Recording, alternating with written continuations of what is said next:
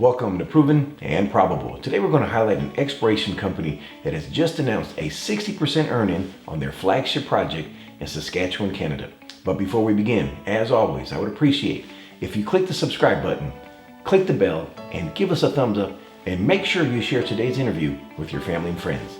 Now, on to today's interview. Joining us for a conversation is Tim Termuende, the CEO of Taiga Gold. Mr. Termuende, welcome to the show, sir. Thank you very much for having me, Maurice. Always a pleasure. Well, glad to have you back on the program because you have some exciting news, very exciting news, by the way, for shareholders on the Fisher Gold Project. Before we begin, Mr. Termuende, please introduce us to Taiga Gold and the opportunity before us. Sure. Taiga is actually a relatively new company.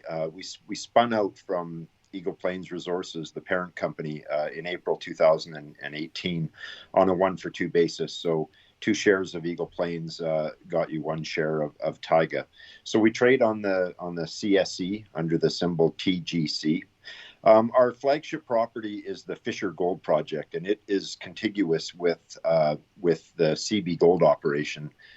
Being run by SSR Mining, who took out Claude Resources to purchase the Seabee gold operation. We've also got a number of projects outside of the Fisher project, 4 or 5 other ones, but the Fisher is certainly the flagship. The Fisher is significant to us and to SSR Mining, who have had an option on the Fisher property for the last 4 years now, and they've spent a fair amount of money on the Fisher property, and just gave us a notice in the last couple of days that they intend, or they have exercised their earn-in to earn 60% of the Fisher property. Oh, that's exciting. And I'm a shareholder myself, full disclosure.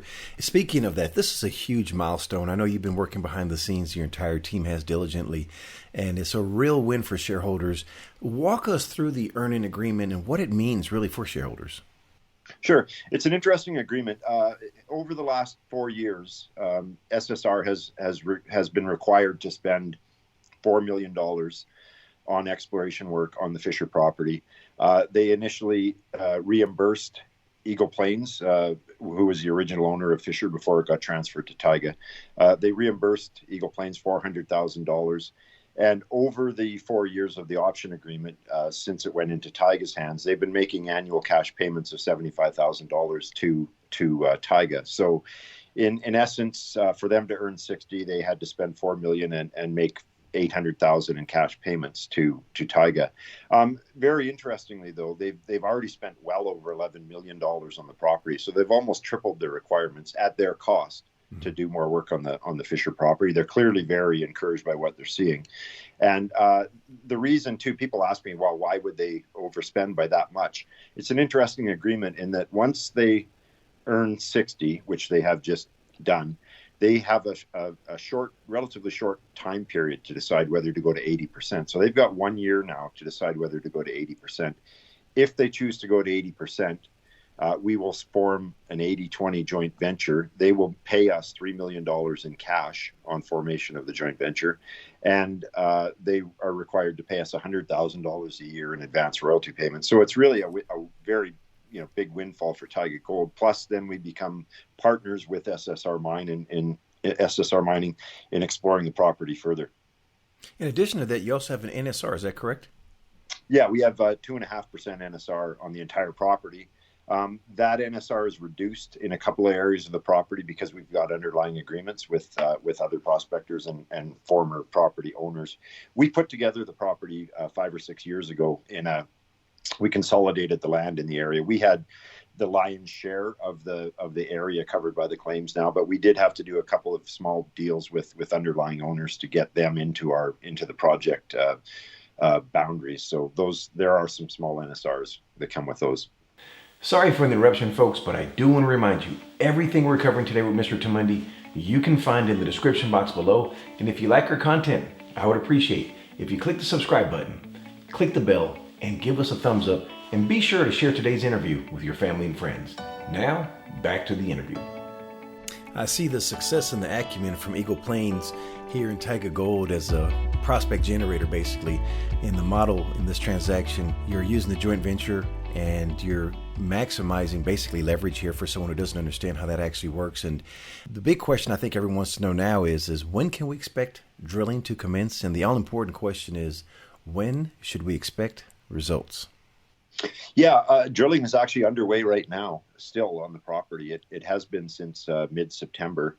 This year, SSR has done, I believe, over 12,000 meters of drilling on the property. So they're going great guns. There's drill turning as we speak right now.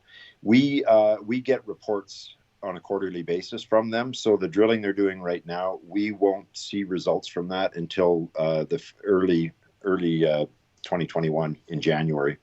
And that's just been the way it's going all the way along. The last significant results we received were from the winter drilling they did in January, February, March of this year.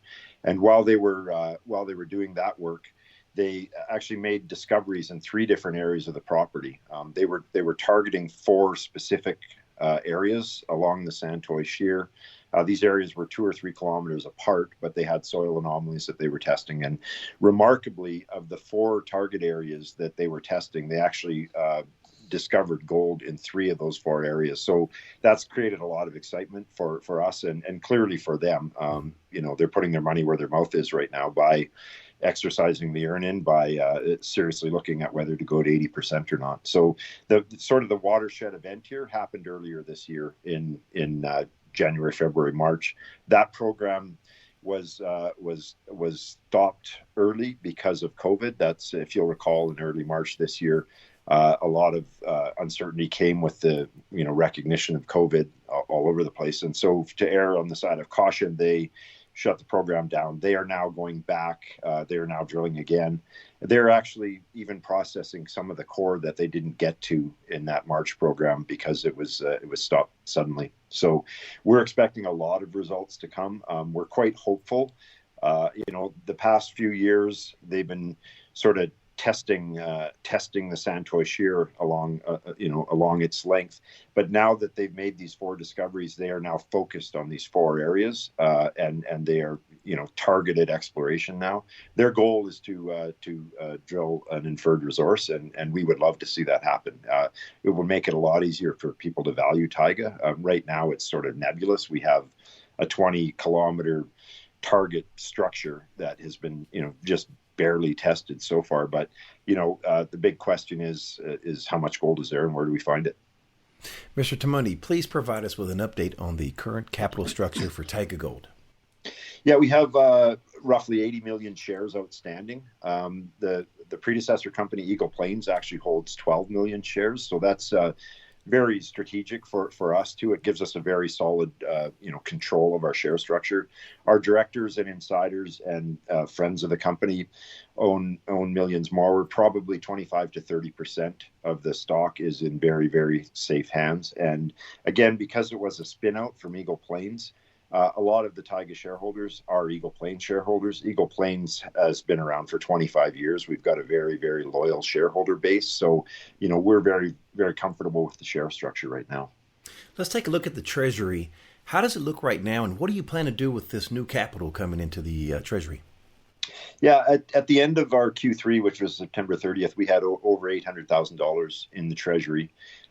We should SSR go to 80%, we will have another $3 million in our treasury, and we will obviously use that money to further exploration on the Fisher property, because once the joint venture starts, we will be on the hook for 20% of the exploration expenditures, but we're very confident that we will be participating every step of the way. We love the project. We like the potential that SSR obviously sees too. So we want to stay in the game and plan to do that all the way along. It sounds like a win-win proposition for both parties involved. In closing, multi-layered question. What is the next unanswered question for Taiga Gold? When can we expect a response, and what determines success? Well, I touched on it earlier. The big question right now is how much gold is on the Fisher property and our other properties. I mean, we do have a number, 5 other projects there that SSR is not involved in. We've got other partners on those. But the value of the company is a direct result of our exploration success. I mean, we're a very experienced exploration crew. We've got geologists under our roof that have worked with us for 20 years, and so we're quite confident in our abilities. And as far as future successes, it will come at the end of a drill bit. Again, I mentioned that reporting from SSR happens every 90 days, so those will be coming steadily. We also control these other projects. So we have the Leland property, which is optioned off to SKRR Exploration. They're talking right now about doing a drill program on that over the winter.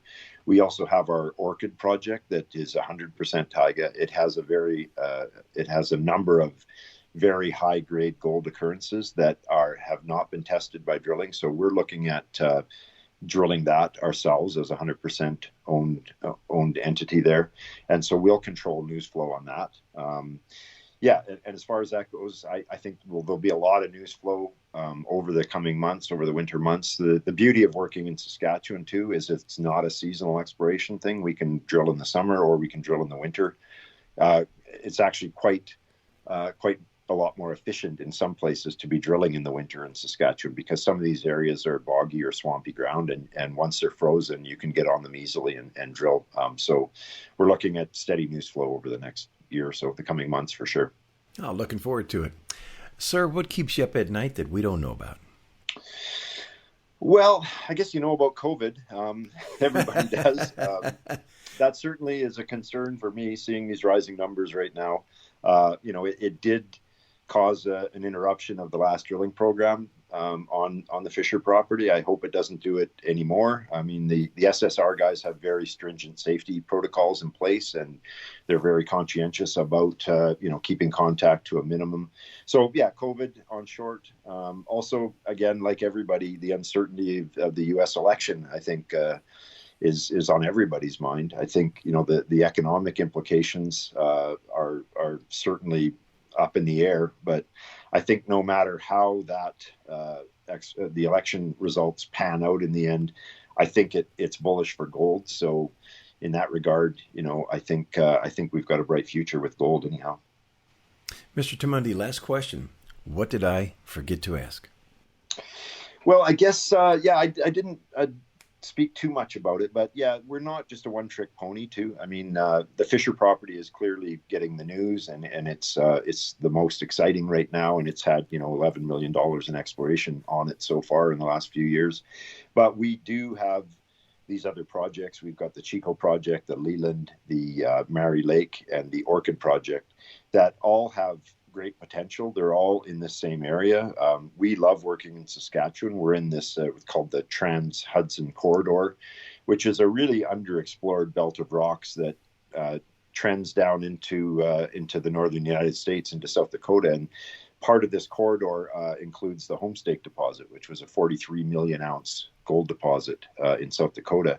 There are structural connections from a number of our projects to down into South Dakota along that Taberner fault that transcends through a couple of our projects. So we're very excited about our other projects as well. I mean, we're happy to see the way Fisher's going. It's right on track. We really hope that SSR takes it to an 80-20 JV. That would suit us just fine.